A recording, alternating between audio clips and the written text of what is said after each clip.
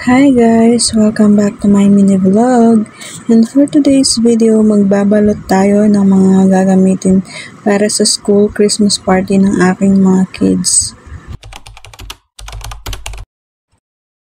At dahil Christmas party na nga bukas ng aking mga estudyante, kaya naman magbabalot na nga ako ng mga ipangreregalo at yung mga candies na gagawing prizes para sa mga games nila sa school. Sila kuya nga lang yung may exchange gift sa kanilang party bukas at worth 100 pesos nga lang yung kanilang exchange gift. Kaya bumili na nga lang ako ng mga towel na pwedeng gamitin ng babae o lalaki. Medyo nahirapan nga akong mag-isip kung anong ireregalo ko dahil unisex nga yung kailangan. At yan na nga lang yung naisip ko, at least magagamit pa nga nila pag nagpasukan.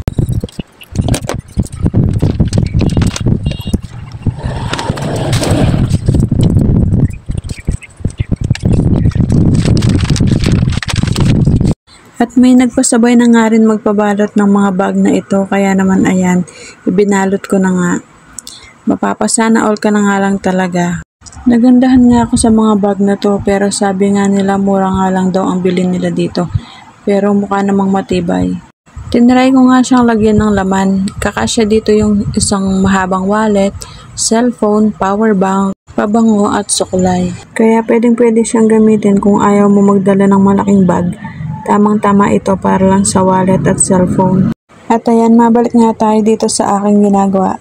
Medyo nahirapan nga ako dito sa aking scotch tape dahil hinahanap ko nga yung kanyang pinagputulan. Ready-made na gift wrapper na nga yung aking binili para mas mabilis nga yung ating pagbabalot. Pero dinadoblihan ko pa nga rin yung kanyang pagka-tape dahil parang matatanggal nga. 3 piraso nga itong bag na ipinabalot sa akin at ipamimigay nga daw nila. Wow, sana all bag ang ipinamimigay. Eh ako ba hindi niyo bibigyan?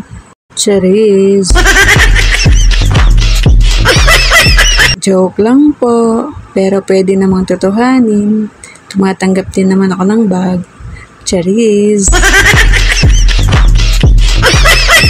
Ang bilis talaga ng panahon, parang kailan lang, tapos ngayon magpapasko na naman. Sabi nila tuwing magpapasko maraming pera ang mga tao.